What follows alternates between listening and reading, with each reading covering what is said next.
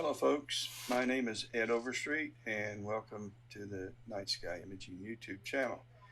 Um, I'm going to be going over some things that I used to do quite a bit early on when I was struggling to figure out how to use PixInsight. But I'm going to go back to some of the things that I first started using to help me post-process my images. And I use nothing but Lightroom and Photoshop. And because having a background in photography, I lived on those software programs, particularly Photoshop.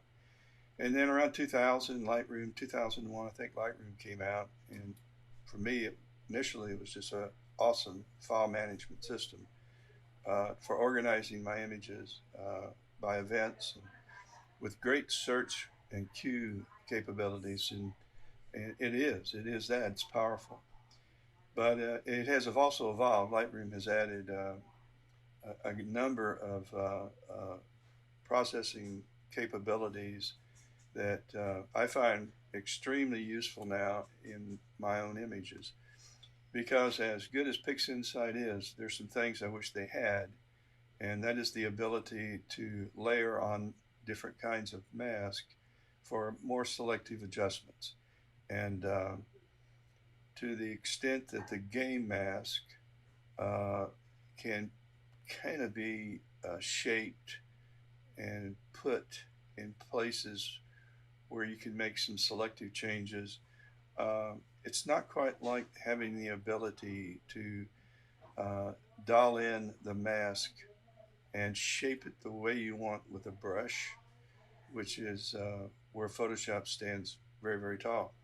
And the very minute that Lightroom adds that, there's going to be a lot of people who won't venture into Lightroom, venture into Photoshop once they've imported their images in Lightroom. So let's go visit Lightroom, and we're also going to look at a way you can add diffraction spikes to your stars in Photoshop. That question came up by a member of our astronomy group, and he was wanting to know if there was a way to do that because he kind of likes that effect.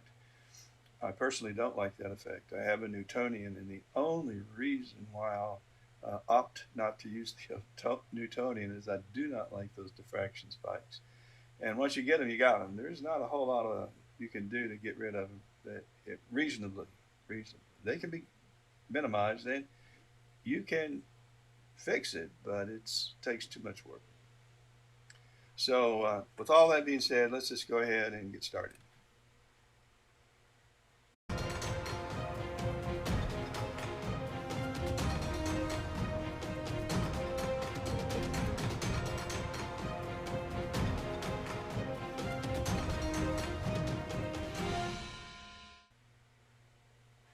I got to show you this before we go there. This isn't recent. This happened a year ago. I just stumbled on it. In fact, about 2 hours ago, I uncovered the solar scope, and I was going to go live this morning. Our skies were just ice blue, just ice blue. There wasn't a cloud anywhere. And I looked at, I went to the solar website, SEN website, and there's quite a bit of activity on the sun right now. Not a lot on the rim, but there's two very pronounced spots and filaments everywhere. So I thought I am going to go live. It'll be the first time I'll have a chance to do this in a couple of weeks. And but I also was looking at several weather apps that I use, and every single one of them said clouds would be coming in around lunchtime, noontime. Well, they were right, other than they came in a little earlier. I had already booted up. I was online. I was ready to go live, and my sun went black, and it was clouds. And so I brought out my outside observance camera from inside, and I saw where they were really building. And so right now they're everywhere, and this is what we faced in the South for the most part every day since probably June the 8th, 9th, or 10th, with the exception of 1 week in late August and early September. And I got about 4 days in of imaging. That's it, all summer long. And but at any rate, let's get started and look at some of the things that make Lightroom and Photoshop very helpful in my workflow. And again, this is me and what I do, and what works for me. And so I'll share that. And that's the one thing that I've done. If I had been able to image this summer like normal people in normal locations, I wouldn't have had the time to do any of these videos. I'm doing videos as thoughts occur to me, as things that I think maybe somebody could benefit from, and and almost everybody on that does tutorials have their own way of doing things, and that's really where we've gotten all of our ideas, and so it's where I've gotten mine, and I wouldn't I wouldn't know which end of the telescope to look out of if it weren't for these YouTubers that were early uh, explorers really in developing techniques and using software programs, Photoshop and PixInsight and Deep Sky Stackered and Auto Stackered and Registacks and all those things. So I thank them from the bottom of my uh, old heart for all the work that they did. They gave me the information I needed to move a little ahead each day that I had a chance to image. So uh, it's a fact. If it were not for them, I really wouldn't probably have a camera attached to a telescope. Um, so thank you. All right, now let's get rid of this plane that photobombed my sun picture about a year or so ago. This happens quite a bit because we live very close to an airport, and I say very close, 20 minutes, 30 minutes from 20 minutes from an airport, all interstate, and so it happens. But almost everybody lives pretty close to an airport today of some sort. So. All right, let's advance to a new scene and share the screen. Um, let's make it a shared screen, and let's go to, don't tell me I didn't boot.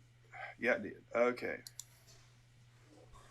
All right, we are in Lightroom, and I'm not going to spend any time on how you import photos or export photos. I'm really just going to show you some of the tweaks that I think are of great value to me that I can use in Photoshop.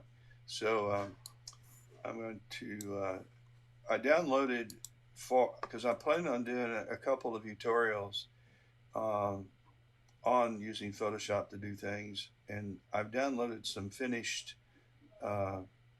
or some images that need to be finished, but have been stretched. So they're nonlinear. These are all nonlinear images, and I do plan to show or do a tutorial on how to use Photoshop to do everything, to stretch the image, uh, and to do all the tweaks and process it, just like if you had other software, PixInsight or you used other Star Tools, I think it is, because that's how I got started and that's all I knew to use.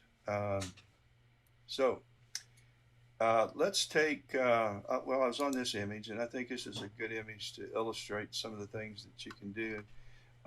When you look at the interface for Lightroom, and if you'll just kind of focus on this area of Lightroom, over here is where your files are. If you're in the library mode, over here where your files are, and as you can see, I take a lot of well, you probably can't see, but I take a lot of sport pictures, and I do other things too. Here's some engagement pictures that I did, but not that you need to see those, but football drone pictures, girls golf, football everything under the sun. So here's my deep space picture. So, and what Lightroom does that makes it so easy to navigate is you can go up here, and if you wanted to search, you could type in the word you wanted to search.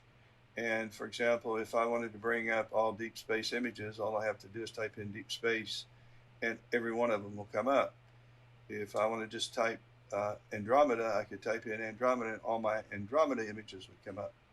If I wanted all my football pictures, then football. And it's because I give them keywords when I import. And if I wanted all of my football versus Greenwood pictures to come up, I could type that in.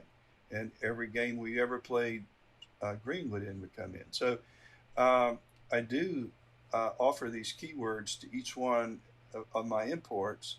And it just so happens one of the last things I did import into was I used the keyword Hercules cluster. So at any rate, but you can search by text, attribute, metadata, and works pretty well. Okay, so let's go to the Rosette Nebula, and let's go to the develop mode.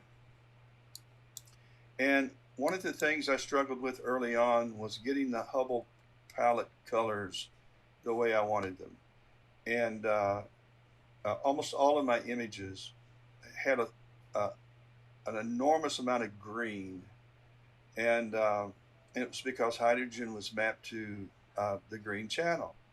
And so since almost the entire nebula was rich in hydrogen, green became the dominant color. So I should have expected that.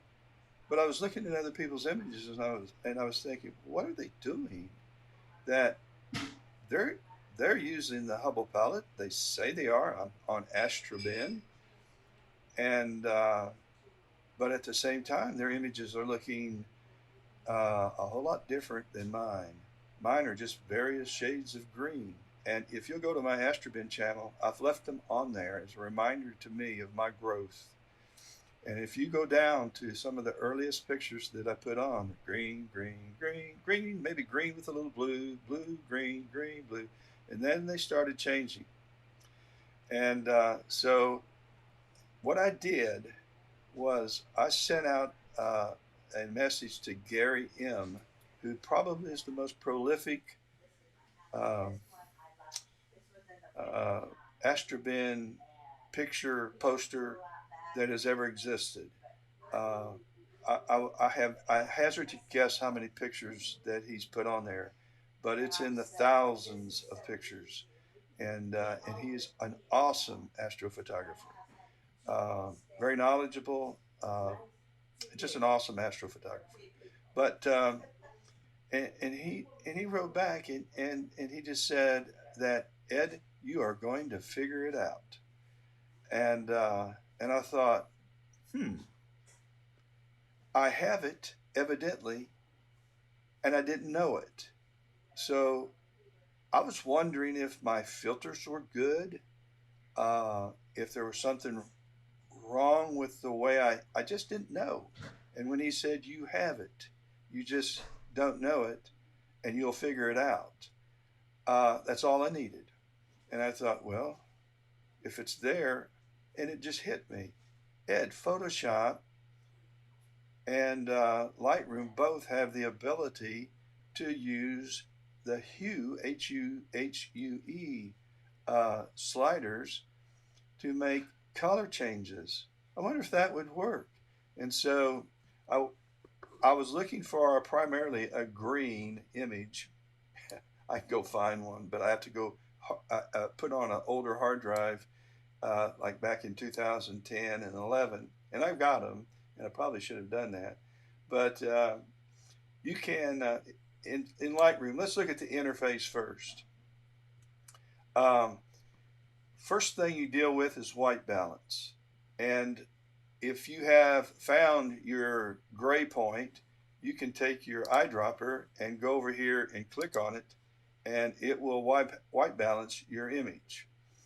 But if you don't like what that looks like, you can use these sliders to make a change in the white balance from making it colder to warming things up. So you have the ability through just this one slider to go from as it was shot to a custom white balance. And then under tint, you can also bring a more greenish tint or a more tint towards the reds, the purples. And if you go down here, this is pretty much what my images, this is probably a good representation of what my image looked like when I first opened it up and peeked at my color. So, and if you take this image and color calibrate it, it just looks like this image with color calibration. It just finds the white point. It doesn't exactly fix colors. Color calibration doesn't make your image the correct color. It color balances. It balances the black point and the white point in the midpoint. So, and that usually has a positive effect and leads you into the direction of the good color, but it doesn't fix it. So it's a disappointment to know that. All right, let's take this back. Let's go back to as it was shot. And so, by the way, that's not as it was shot because I've been playing around with this further on down. You can raise the exposure and you can blow it out. You can raise it by 5 stops and you can lower it by 5 stops. So if you shoot raw, if you're using a DSLR and you're shooting raw, then you have the ability to change the exposure of your images as many as 10 stops, 5 up and 5 down. And that is an attack on the dynamic range like none other. So if you shoot raw, now if you shoot JPEG, you can try doing that, but you're going to bring some artifacts because the difference in shooting raw and shooting TIFF or JPEG is that TIFF or JPEG is a finished product. It's like if you take a cake out of the oven, it's been baked. You can't change the ingredients. It's too late. You've cooked it. And if you take the cake out of the oven, you can put salt, pepper, sugar, ice cream. You can doctor it up. And that's what working on a JPEG or a TIFF image is like. But if you start getting too crazy with it, trying to add ingredients, cake's going to crumble apart. And that's what your image does. Now, if you shoot raw and you take the cake out of the oven and you don't like the way it tastes because it doesn't have enough light, then you can adjust the light and put it back in the oven and cook it again. And you have no damage, none whatsoever, to your image. There is no destructive damage going on. So in RAW, and as long as your image is in RAW, you have total control up to 5 stops up and 5 stops down without making a destructive change to your image and creating an artifact. Now, you could say that that's an artifact. Well, it's blown out and you don't want that image. Or that's an artifact and you're correct. It's clipped. You don't want that image. But you have the ability to go from dark to as bright as you really want to make your image. And in some cases, that's good to know because you may want to make some of your adjustments with an overexposed image only to bring it back to the right exposure for your taste. Contrast, have fun, get it to where you like it. Highlights. When you bring the highlights up, you're going to brighten them. When you bring them down, you're going to dumb down just the highlights. You can do the same thing with your shadows. Let's bring the highlights back. Also, if you want to bring them back to 0, just click on highlights. Double click on highlights, and that'll bring everything back to 0. Contrast, just double click on contrast, and you're back to 0. Same thing with exposure. Now, white balance is something, or white point is something that it takes a keystroke. If you'll take your Alt or option, if you're on a Mac, take your option key, I think it's an Alt key on a Mac, and hold that down. And then grab your white slider. As soon as you grab it with a click of your mouse, it turns dark. And you want to raise the white point until you see data. Well, I see data when it's at 0. So I'm going to leave the white point alone. A lot of times you have to bring it up, but the stars are so bright in this image, they're saturated. So even when it's 0, let me try to get back towards 0. Those stars are oversaturated. So I'll just leave the white point alone. Let's go to the black point. Hold down the Alt or the Option key. And then you want to go to the left until you see data. Well, I see some down here, so I'm going to stop. That's my black point. So that's a helpful way to know when and how to set your white point. Let's go down here to this image, and let's see if we can set our white point on this one, because, oh, this is probably blown out. It's probably going to, but I'm going to go down here to white point. Click on this. Okay, we don't see any data, so I'm going to go to the right. There we go. There comes that star. Well, at least I know it's not blown out.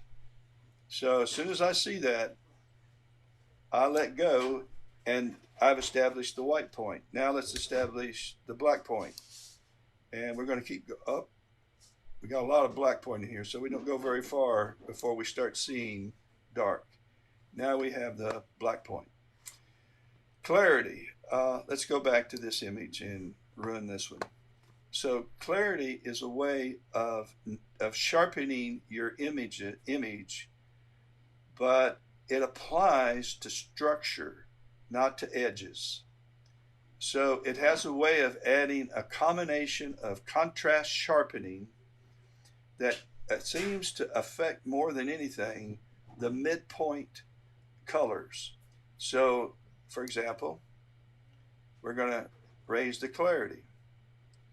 And so it affects contrast and sharpening in a way that it just makes the image take on a more structural look and more defined than it was prior to adding clarity.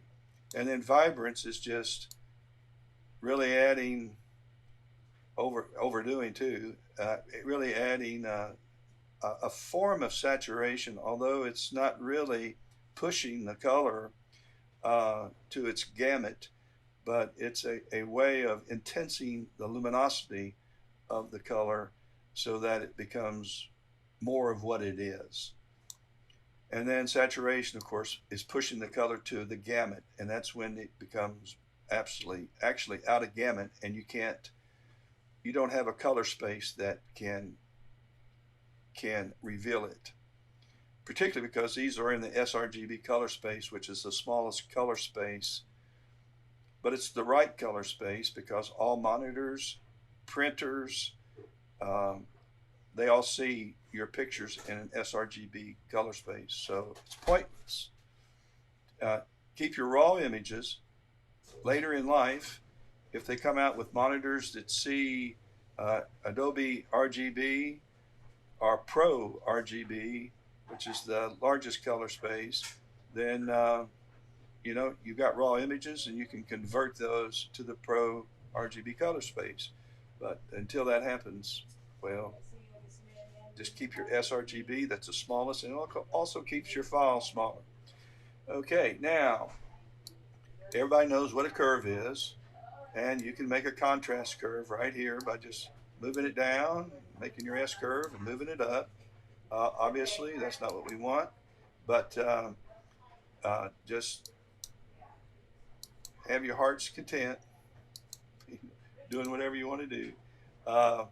You can also pick a linear curve, and which is what typically you get, a medium contrast curve and a strong contrast curve by presets that are already installed in Lightroom.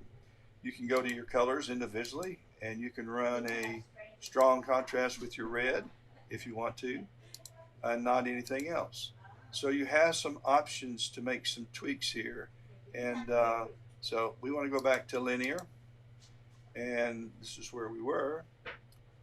And then this is something that you can have all kinds of fun with, because everything we've done up till now, you can do almost all of it right here except clarity and sharpening, which we haven't got to yet. So, for example, if you wanted to change the hue, this is the first tab, or the saturation, or the luminance, or everything, then let's take the hue first. And you wanted this to be, you wanted to change the color, more like the Hubble palette. Then click on this, I don't know what it is, but it is a hue adjustment tab. Click on that, and then come over here, and you've got an X or a crosshairs, and put the crosshairs, not the up and down slider, but put the crosshairs where you want to affect the color, and then hold your left mouse key down and slide either down or up. And if you slide up, well, looky here, some of those Hubble golds start coming into the picture. Imagine that. Bingo. So raise that up and down to suit your taste. So there is hope, Gary M's. You are right. There is a way that you can do things. They were there all the time. I just didn't know it. So, and of course, you can come over to saturation, and you can grab your button, make sure you got it clicked. And if you want to make it more saturated, then just raise it. Less saturated, down. So you can adjust to taste. You can go to luminance, and if you want to dial down some of your luminance somewhere, you can do that, or you can raise it. And it just affects those pixels that you clicked on. Pretty cool. And if you watch over here while you're doing it, you're going to see all the adjustments that are having to be made with the various colors in the spectrum to get to where you are. What you can't do, and I've tried, is to zoom in on your image and focus on the color on a star and change all the star colors. I thought, why not? Why can't you do that? That's because the very minute you come back here and pick part of your whatever, then it affects the star colors as well. And for that reason alone, it's better, in my opinion, when you're shooting any target, to take short exposures in RGB, whether you're shooting narrowband or color, is to take, or your one-shot color camera, take short exposures, like 5 seconds, 6, 7, 10 seconds. If you're using a Smith Cassegrain, maybe 15, at f10, maybe 15 seconds. And take about, if it's a RGB, take 20 each. Doesn't take any time at all, 10 seconds. You knock those out in 2 minutes. If it's a f10 scope and you need to go up to 15 seconds, doesn't take any time at all. If it's a one-shot color camera, it doesn't take any time to shoot 15 or 20 15-second images. So get those out of the way, and now you have your stars. And you'll never use the stars in your long exposure image again. You'll just always opt to take your stars out, process them separately, and save them for when you later combine them back to your long exposed image.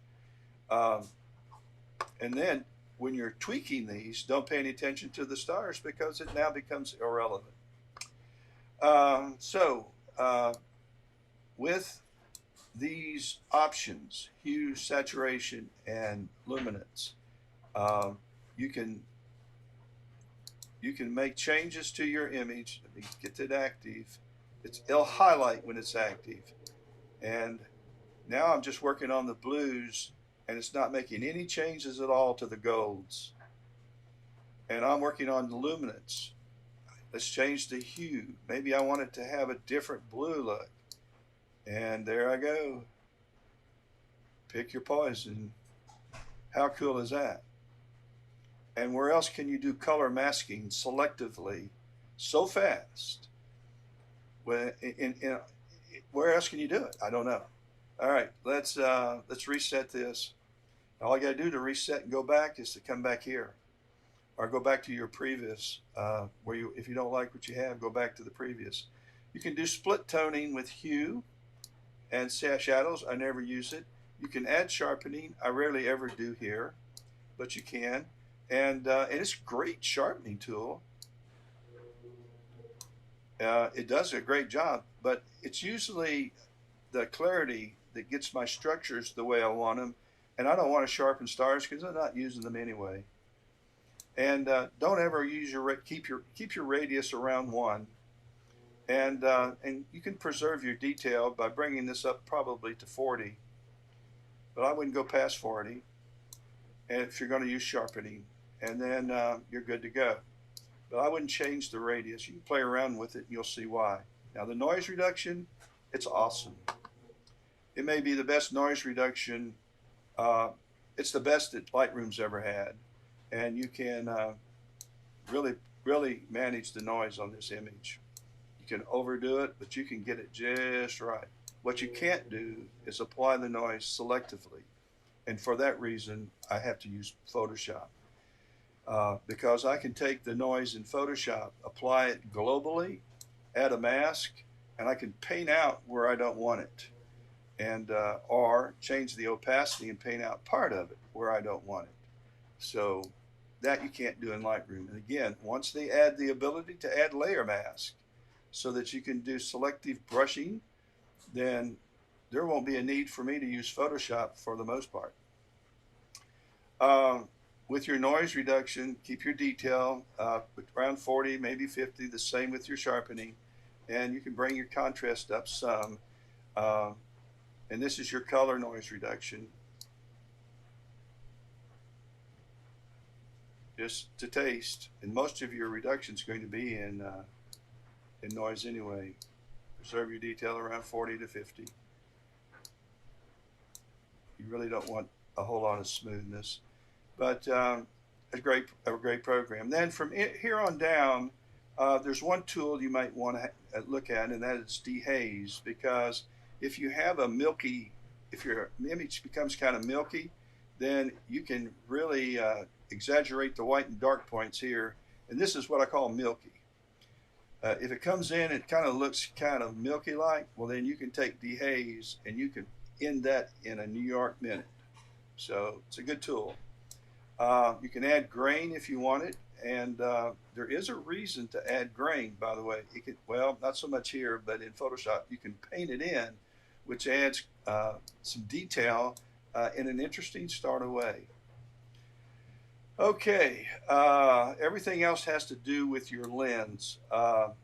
You can always click on remove chromatic aberration, and if you have any on your stars and you plan on keeping your stars, it'll remove it, as it did here. Pretty cool. And if you have a lens, it'll find it, and it will know what lens you used, and it'll put the lens profile. Now, if you're using like I shoot with a Nikon f600 f4 lens and a Nikon 200 by 400 f4 lens, and I've got adapters that ADM made for me that allows me to put it on a Vixen rail. So I use that from time to time with a DSLR, or I have an adapter from ZWO, and I could put on my Astro imaging cameras, and those are good lenses. And if I'll go and find that lens, and I can add that lens, and it will make changes based on the lens properties. So also with my regular photography, for example, let's go back to the Dorman Greenwood game. If you'll go down, you'll see where, let me go to develop. If you go down here, you'll see where I dial in my profile, and the camera that I used was a D4 with a 70 by 200 lens.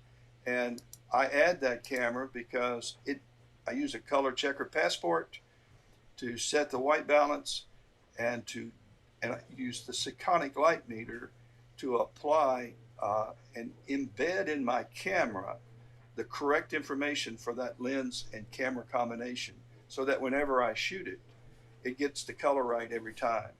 So as is in the case here. Now the only time that doesn't work real well is if you're shooting under lights like mercury vapor lights, and a lot of night games, particularly high school stadiums use the mercury vapor lights, and they recycle 60 times a second, and each time they cycle in a second, there's a color hue shift. So you may have a slight green image, a slight yellow image, a slight red image. You just never know. So you have to batch color balance all of these at one time. I don't want to mean to get over here, but this is some of the power of Lightroom in working with the camera. And for all you DSLR users that are using your DSLRs as a one-shot color, or even if it's been modified for hydrogen alpha, you're going to find that Lightroom is a tremendous asset to have to get and manipulate your pictures. You can take your DSLR images modified for hydrogen alpha and put on one of those dual band filters by, say, Optilong, and you can create the Hubble palette just like a narrowband imager. Now, the narrowband imager that's using HAS2 and O3 gets more data, more bang for his buck during the imaging time than you will, because your color camera's barometrics is only exposing to a part of the sensor to the colors that your camera can register. But you can still get it if you'll spend the imaging time. So it's good to know. All right, let's take an image. Well, let's go back to develop so we can get down here to the images. And I want to go to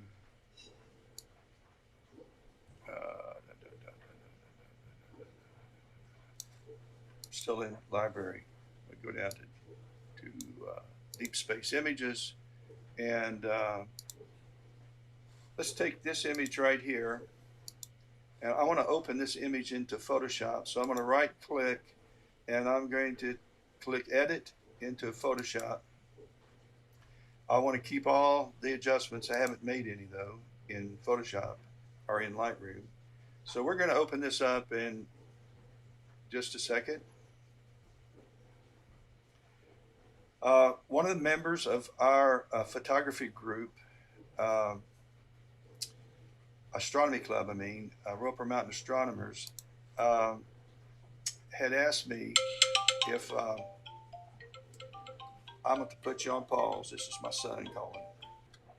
Okay, we are now in Photoshop, and the running man is an often targeted image, and it's an easy one to image. And I took this with a Smith Cassegrain SET, and the stars are bloated. They're not good at all, and they have some funky looking, which I don't ordinarily get. Some diffraction spikes already coming off of them, and I'm not really sure what to attribute that to. I don't know, but they're there. And so, at any rate, the friend called me and or sent me a message, and he said, an email. He said, "Do you know how this person," and he has sent me a link to this astrobin image. "Do you know how this person was able to use a refractor and get these spikes and diffraction spikes? Because I like that effect, and I would like to know if that's possible, and how did he do it?" And I said, "Well, if you'll take some tape, some electrician's tape, and cut it in half, right down the middle, so that it's half the width. And if you'll put that on over the end of your telescope and make a cross or an X, or just a vertical and a horizontal that intersect," I said, "you should get a diffraction spike by virtue of the telescope, because all the diffraction spike is an effect created by the spider on a Dobsonian or a Newtonian." That's all it is. And in fact, when I'm shooting, when I take the, oh, what's it called? I'm having a Hyperstar. And I put the Hyperstar on the edge. I'll arrange the data cable to come off to the side, one side, horizontally, and I'll arrange for the power cable to come uh, vertically uh, away from that. So I've got a kind of an L shaped, and that creates a spike. So I know it works because I can avoid them. And so, at any rate, I like my Newtonian. I love shooting it. I'm not a fan of the spikes, but I said I've got some software that I haven't used it in a long time, but I know it adds diffraction spikes. I'm not sure how to use it, but I'll try to figure it out. So, the product is called Topaz. It's a I use Topaz. It has a great AI denoise program. The denoise 6 works very good, but if you buy the suite, and I use the Nick software. I use everything in Nick. Every single product in Nick I use. They're just awesome software. And Luminar is also awesome software. And Topaz. So these are plugins for Photoshop. So I brought up the star effects. And hang on, you're going to get it. Okay. And so over here to the right, we'll go to star settings. And we pick the kind of star that we're going to want. And so we have the choice of a burst star, cross star, hyperstar, and you can play around with that. So I just said, well, let's stay with the traditional star. I don't know the difference. And then you have the brush size, and I'm thinking, oh, you get to brush this thing in. Well, it has nothing to do with it. So we're going to make sure it's stars only. And so this is what it looks like, this particular star, traditional star. And if you want the burst star, that's what it looks like. Don't like it. The cross star, let's make it bigger.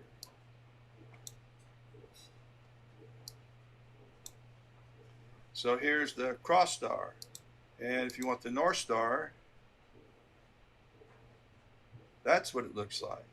And so I thought, well, let's go back to the traditional star and see if there's a way to make that appealing.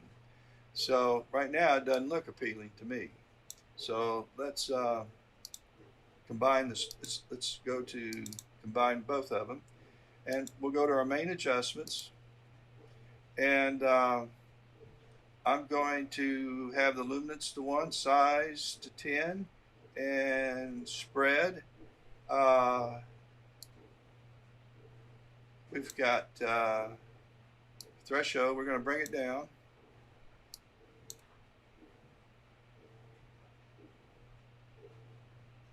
And as you bring it down, it starts including a lot of stars. I don't want all those stars. That looks hideous. So I'm going to come to my right. And so it eliminated a lot of those stars. That's too many. I don't want that many. And it's there, but it's not on the ones I want. Now I've lost it altogether. So let's go back to threshold. And let's make the size different.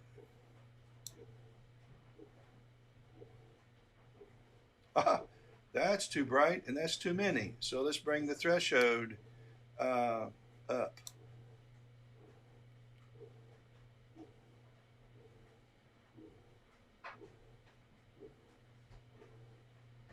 And let's bring it up some more. And let's bring it up some more. And some more. And some more. Okay, now let me go back to brush because I wish this star had it, and I was thinking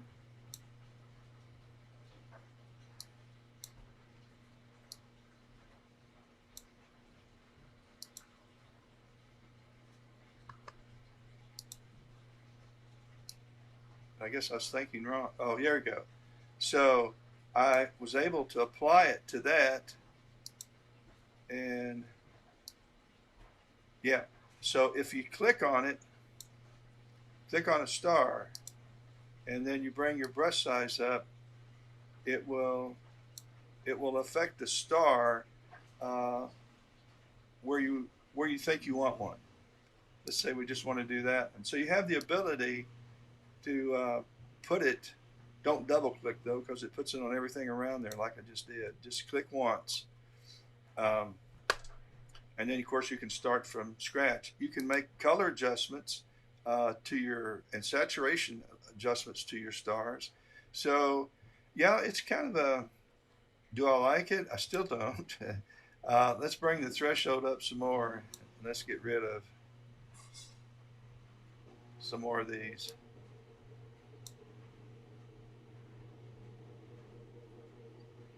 Okay, well, you get the effect of it, and yeah, you can have the size. We can drop the size down a little bit. And now we've done that. This is just for curiosity's sake. Let's go back up to star settings, and let's go back down again to main adjustments. Let's make the star size bigger so we can easily see it. Whoa, that's wild. All right, then let's go up to settings up here, and no, not settings. Yes, and let's try, what's a burst look like now?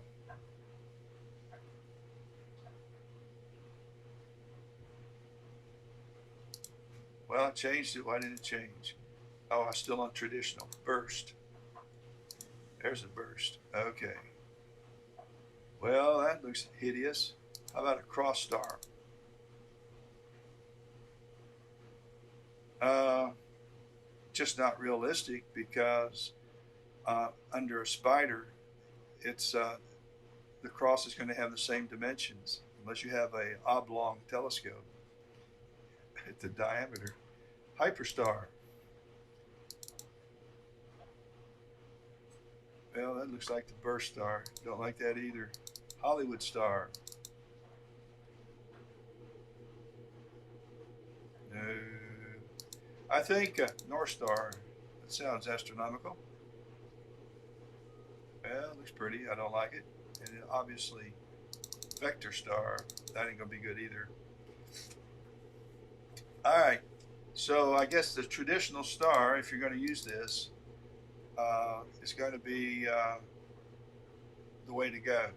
And I guess the way to do this is get the star size the way you like it, run the threshold up to where you have no stars, and then use your brush and click on where you have no stars being shown with crosses, and then get your brush and click on what you want to show the spike on, and just do those spikes.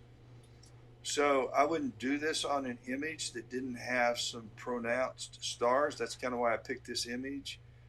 Most images I don't think would show well with these artificial diffraction spikes. So that's it, my folks. And I plan to spend a little more time in Photoshop, but I do plan to do a video on some data that I've taken that I haven't processed, where we're going to calibrate, register, debayer, and integrate the images into a image, but then we're going to bring those into Photoshop, and so it will be a raw image coming to Photoshop. I would never attempt to register images in Photoshop. Can it be done? Yes. Stacking one image layer right on the other and lining it up one after the other, after the other, after the other. I can't imagine. And you'd need a processor capable of having maybe 100 layers that you're going to stack on top of each other, one right after the other. Yeah, it can be done, but thank goodness we don't have to. So I would use Deep Sky Stacker if you don't have PixInsight to do the calibration, registration, and integration, and or PixInsight's weighted batch processing script, which is awesome. All right, guys. Hope you have a great rest of the day. Make sure you do something nice or say something nice to someone. You're both going to be feeling better for it.